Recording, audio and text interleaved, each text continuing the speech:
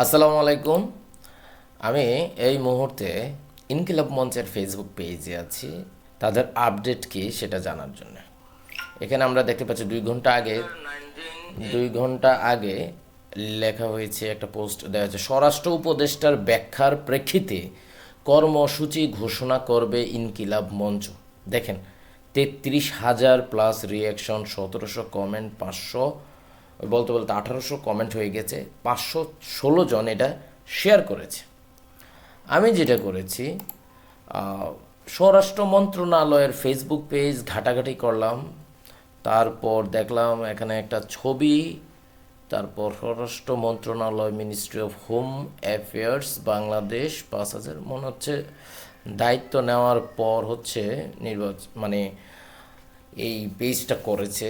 তারপর আমি ডিটেলস দেখলাম, যেটা এখানে দেখেন একটা ইমেল আছে, ইটস ওকে। এখন এটা রিয়েল কি না আমি আসলে বুঝতে পারছি না। আজকে 21 তারিখ, 19 তারিখ একটা আপডেট দিয়েছে, এটা কারা চালায় আসলে অফিসিয়াল কি না এটাও বোঝা যাচ্ছে না।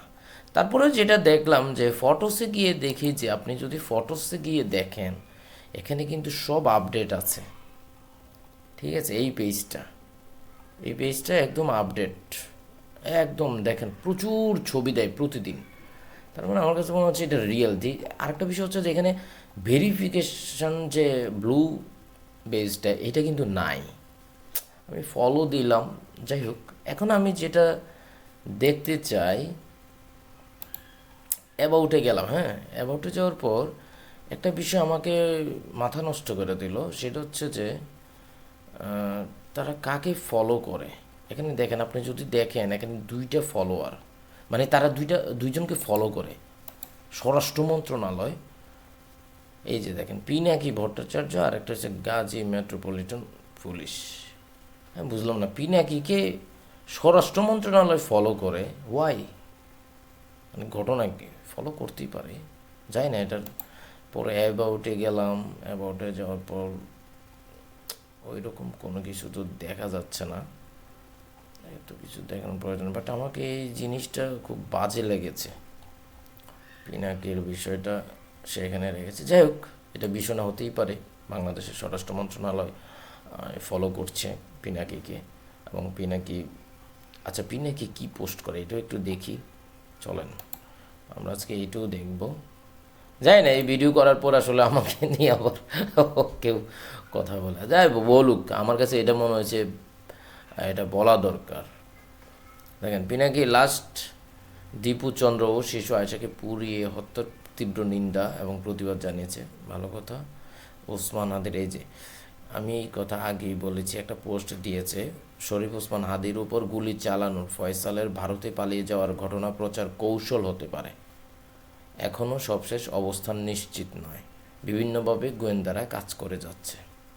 এখন এটা আবার এখানে ঘটনা একটা ঘটছে, যাকে নিয়ে ওই যে বলা হচ্ছে যে ফয়সালের ভারতে পালিয়ে যাওয়ার ঘটনা প্রচার, এটা কিন্তু আবার ওই যে সায়ের আছে না, সে কিন্তু আবার একটা করছে, সে কিন্তু আবার বলার চেষ্টা করেছে, ভাই আপনারা যেটা বলছেন, এই যে দেখেন লাস্ট সায়ের কি আবার পোস্ট করছে। দেখেন, বাংলাদেশের লেখাগুলা কিন্তু এইভাবেই ঘুরপাক খাচ্ছে, এখান থেকে ওখানে, ওখান থেকে এখানে। সর্বশেষ অবস্থান নিশ্চিত হওয়া যাবে ভারত থেকে পুশব্যাক করানোর পর, সর্বশেষ অবস্থান। তখন সেটাকে নিয়ে আরেকটা হই হই উঠানো হবে যে বিশেষ কোনো সংস্থা জড়িত, পরিস্থিতি আরও ঘোলাটে করার ষোলকলা পূর্ণ হবে। এত সব নাটকীয়তা পরিহার করে যেভাবেই হোক তাকে পাকড়াও করার চেষ্টা করুন, তার নেটওয়ার্কের সকলকে চিহ্নিত করুন, সেটাই সকলের কাম্য। আমরা যদি একটু ইনকিলাব মঞ্চের ওখানে যাই, এই যে দেখেন, ইনকিলাব মঞ্চ 4 ঘন্টা আগে একটা বিবৃতি দিয়েছে, সেখানে 2টা দফা বলেছে। 2টা দফা কী ছিল আপনাদেরকে একটু ভালোভাবে আমি দেখানোর চেষ্টা করি। দেখেন এখানে কি বলেছে, খুনের পরিকল্পনাকারী, খুনের সহায়তাকারী, পলায়নে সহযোগী, আশ্রয়দাতা সহ পুরো খুনি চক্রকে অতি দ্রুত বিচারের মুখোমুখি করতে হবে। 12ই ডিসেম্বর থেকে এখন অবধি বিচারের জন্য কি কি পদক্ষেপ নেওয়া হয়েছে সরকারের তরফ থেকে, স্বরাষ্ট্র উপদেষ্টা ও সহকারী উপদেষ্টা খোদা বক্সকে জাতির সামনে ব্যাখ্যা করতে হবে। এই খোদা বক্স কাকে বোঝানো হয়েছে, খলিলুর রহমানকে নাকি, আমি বুঝলাম না। জানি না, আমি আসলে বুঝি না, আপনারা একটু কমেন্টে জানাতে পারেন। 2 নম্বর হচ্ছে সিভিল মিলিটারি ইন্টেলিজেন্সের মধ্যে ঘাপটি মেরে লুকিয়ে থাকা ফ্যাসিস্টের দোসরদের চিহ্নিত করে গ্রেপ্তার ও বিচারের মুখোমুখি করতে হবে। ঠিক আছে, এটাই বলছে। তারপর আজকের সংবাদ সম্মেলনের যথোপযুক্ত ব্যাখ্যা প্রদানে ব্যর্থ হলে ব্যর্থতার দায় নিয়ে স্বরাষ্ট্র উপদেষ্টা ও সহকারী উপদেষ্টা উভয়কে পদত্যাগ করতে হবে। বুঝতে পারছেন তো? এই যে আসাদুজ্জামান খান, এই যে দেখেন, আমি তার একটা বিষয় দেখাতে চাই। এটা এখানে মোবাইল দিয়ে হয়তো দেখা যায়, ইয়েতে দেখা যায় না। ওই যে সর্বশেষ যে কারা কী করছে, আচ্ছা ট্রান্সপারেন্সি, এই বিষয়টা আমি দেখাতে চাচ্ছিলাম। সি অলে যদি যাই, এই যে দেখেন কানাডা থেকে তার পেজটা চালাচ্ছে, আর ইন্ডিয়া থেকে, ইন্ডিয়ায় একজন আর কানাডায় একজন, আসাদুজ্জামান খান এমপি, বুঝছেন? ওই যে 17 জুলাই ক্রিয়েটেড করছে পর আসাদুজ্জামান খান সাবেক, ওকে নিয়ে কিন্তু ভালোই ইয়ে হচ্ছে। তাকে, সে আবার একজনকে ফলো করে, সে আবার কি, মানে আসলে এগুলো একটু দেখতে ভালোই লাগে। সো আপনাদের, আচ্ছা এখানে ফলোয়িং মানে কিটা, সে একজনকে ফলো করে, বাট এটার নামটা আসতেছে না কেন, যাই হোক আসতেছে না, এটা ভিন্ন বিষয়। বাট যেটা বলার চেষ্টা করছি, পিনাকির কথা বাদ দেই, জুলকারনাইন স্যার যেটা ইনকিলাব মঞ্চ বলছে, আপনাদের কাছে কি মনে হয়, আপনারা কি ভাবছেন? আপনারা কি ইনকিলাব মঞ্চের 2 দফার সাথে একমত কিনা? অনেকে কমেন্ট করছে, দেখেন এতক্ষণে হুশ হলো। যাই হোক, এই লড়াই চালিয়ে যেতে হবে, সেই কথাটাই বলা হচ্ছে। সো আপনারা যে যেখান থেকে দেখছেন, আপনারা কিভাবে দেখছেন ইনকিলাব মঞ্চের ঘটনা, অথবা এই যে হাদির ইস্যু নিয়ে যে ঘটনাটা, সো সব কিছু মিলিয়ে আপনারা কী ভাবছেন? আবরার, হাদি, নেক্সট কে? ইলিয়াস আলীর কথাটাও বলা যায়, ইলিয়াস আলী, আবরার, হাদি, নেক্সট কে?